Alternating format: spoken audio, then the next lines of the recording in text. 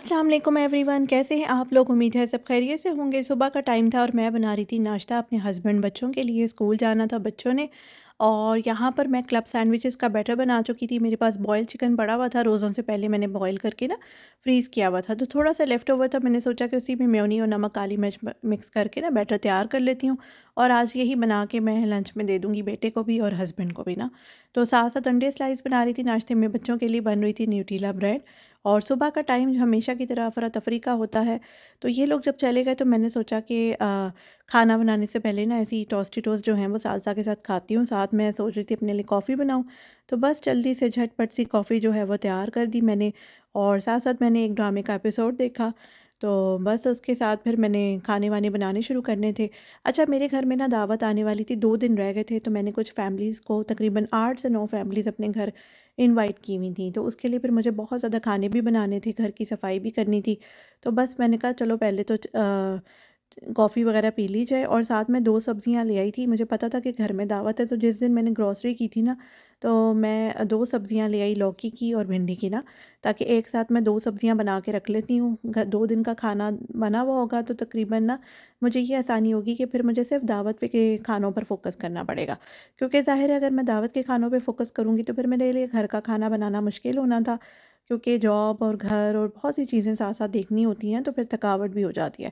अब सबसे पहले मैंने भिंडी काट के रख दी, साथ में थोड़ी जूलियन कट जिंजर और जो लहसुन अदरक की मेरे पास लेफ़्ट ओवर पेस्ट थी, ये मैंने लौकी की सब्ज़ी के लिए रख ली। तो 2 दिन का खाना जब आप लोगों के घर भी इस तरह दावत हो तो कोशिश करें अपने घर के खाने जो है ना वो पहले बना लें, जो आप नॉर्मल रूटीन में खा रहे होते हैं।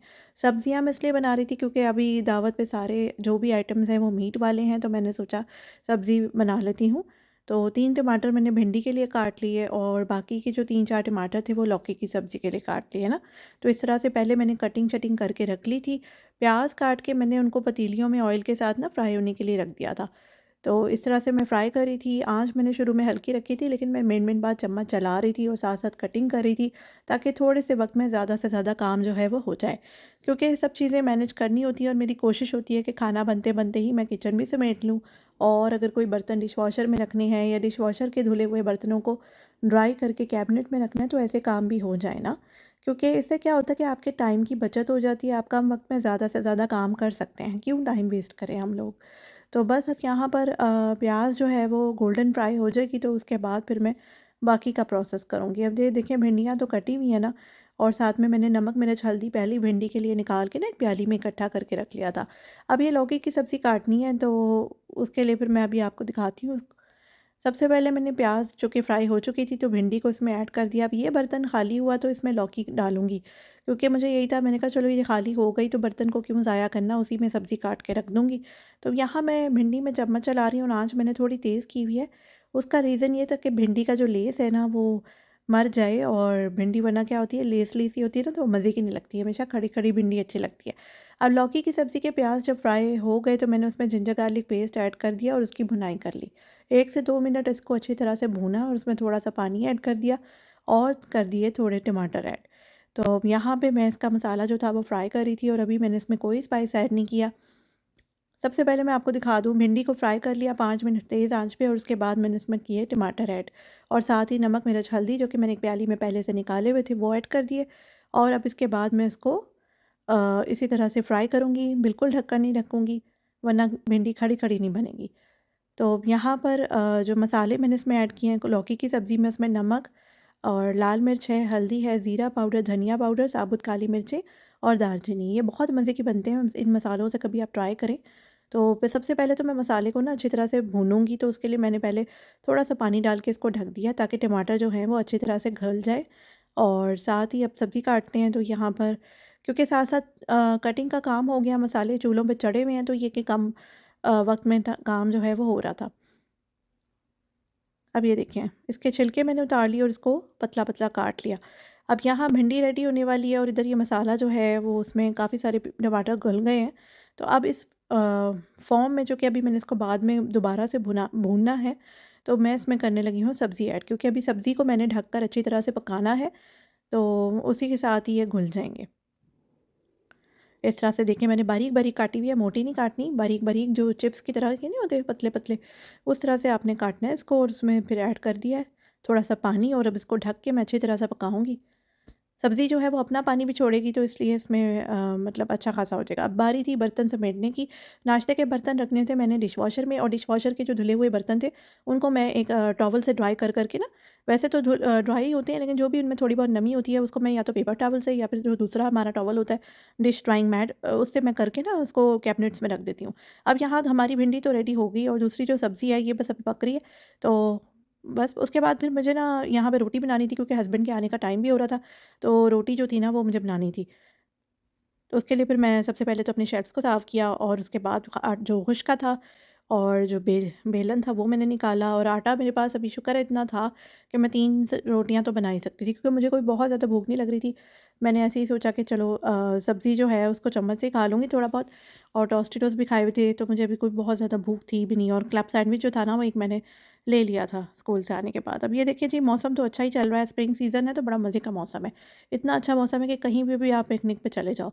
बहरहाल, यहाँ पर सब्ज़ियाँ जो हैं वो बन गई थी तो मैंने इनको साइड पे रख दिया। भिंडी हम लोगों ने यूज़ कर ली और लौकी की सब्ज़ी अभी पूरी तरह तैयार नहीं हुई थी। मैंने साथ ही ना कीमे का पैकेट निकाल के रख दिया क्योंकि दावत की जो खानों की तैयारी है वो मैंने नेक्स्ट डे करनी थी। तो बस अब मैंने सोचा कि आटा भी गूँध के रख लेती हूँ लगे हाथ, ताकि एक साथ आटा भी मतलब गूँधा होगा तो मुझे आसानी रहेगी नेक्स्ट डे की रोटी वगैरह बनाने के लिए।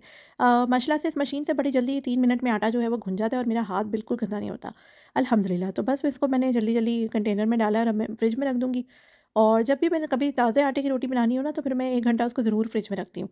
और ये देखिए जी, अब इसकी बुनाई कर रही हूँ मैं। भिंडी तो हमारी रेडी हो ही गई थी। साथ में रोटियाँ जो हैं वो भी बन गई थी। आटा भी गुन गया माशाल्लाह से। तो बस फिर खाना-वाना खाने के बाद हमने जो लेफ्ट ओवर सब्जियाँ थी ना उसको मैं कंटेनर में निकाल रही थी ताकि नेक्स्ट डे दोबारा से काम हो जाए, क्योंकि फिर मुझे खाने-वाने बनाने थे और घर की सफाई करनी थी, तो बहुत ज़्यादा काम हो जाता है फिर। तो इस तरह से ये मुझे टेंशन नहीं थी कि अब मुझे कुछ घर के लिए बनाना है, मैंने इनको फ्रिज में रख दिया। और उसके बाद फिर मैं अब शेल्फ्स वगैरह साफ़ करी थी और साथ में अभी चीज़ें जो थी वो समेटने वाली थी, तो मैंने सोचा कि चूल्हे जो हैं वो भी साफ़ कर लेती हूँ। फिर मेरा ऐसे ही दिल किया, मैंने कहा चलो पहले चाय पी लेती हूँ क्योंकि चाय पी लूँगी तो हिम्मत बनेगी तो अगले काम जो है वो आराम से कर सकती हूँ। मुसलसल काम करते रहो तो भी थकावट हो जाती है, तो अपने आप को हल्का ना किया करें, थोड़ी देर के लिए बैठ के ज़रूर आराम कर लिया करें। तो बस अब साथ-साथ जो है वो डस्टिंग करी थी घर की और उसके बाद फिर अगले काम जो थे वो मुझे करने थे, जैसे चूल्हा साफ़ करना था, सिंक साफ़ करना था, तो इस तरह के कई काम थे। तो बस डिशवॉशर जो था वो भी फुल हो गया था। मैंने सोचा कि जल्दी-जल्दी जो है वो इसका भी लोड लगा देती हूँ। तो बर्तन और घर के काम ऐसे हैं जो कभी ख़त्म नहीं होते, जितना मर्ज़ी कर लें बर्तन भी इकट्ठे होते हैं और घर के काम जो है वो भी चलते रहते हैं।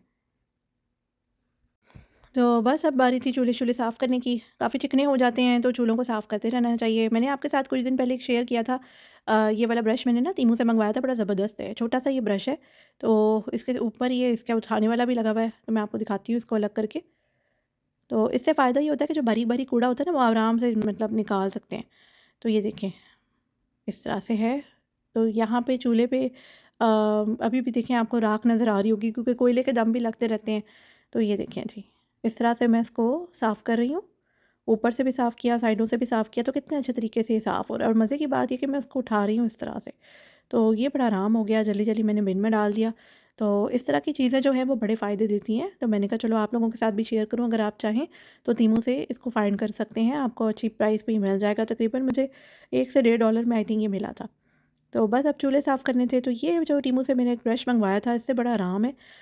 मेरे हाथ गंदे नहीं होते और चूल्हा बेहतरीन तरह का साफ़ हो जाता है और ये मतलब चार्ज भी हो जाता है, बैटरी वाले भी होते हैं लेकिन मेरे पास जो है वो चार्ज हो जाता है।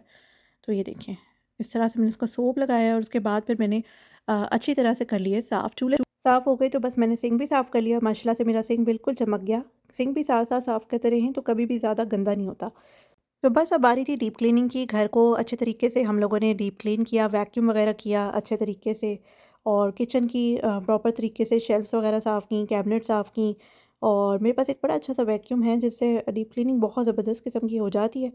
तो वो हमने शुरू किया हुआ था घर में। रूम्बा वैक्यूम भी है रोबोट, उससे भी बहुत अच्छी हो रही थी, लेकिन ये था कि ये इसके पाइप्स जो हैं वो बड़े पावरफुल हैं। तो ऐसे ही सोफ़े वगैरह हटा के ना हमने मतलब सोफ़ों के नीचे से भी अच्छी तरह कर ली और जो साइड्स पे, क्योंकि ज़ाहिर है बच्चे कुछ ना कुछ खा रहे होते हैं तो अक्सर गिर ही जाता है। तो जाले वाले साफ़ हो गए और बड़ी तसल्ली हो गई कि घर की सफाई जो है वो हो चुकी है। तो बस यही थी आज की छोटी सी वीडियो। अगले व्लॉग में आप देखेंगे दावत की तैयारियाँ, जो मैं अपनी फ्रेंड के लिए करूँगी, उसमें रेसिपीज़ भी शेयर करूँगी। तो जल्दी से चैनल को सब्सक्राइब कर दें, दुआओं में याद रखें, अपना बहुत ख्याल रखें। मिलते हैं अगली वीडियो में। अल्लाह हाफ़िज़। Thanks for watching.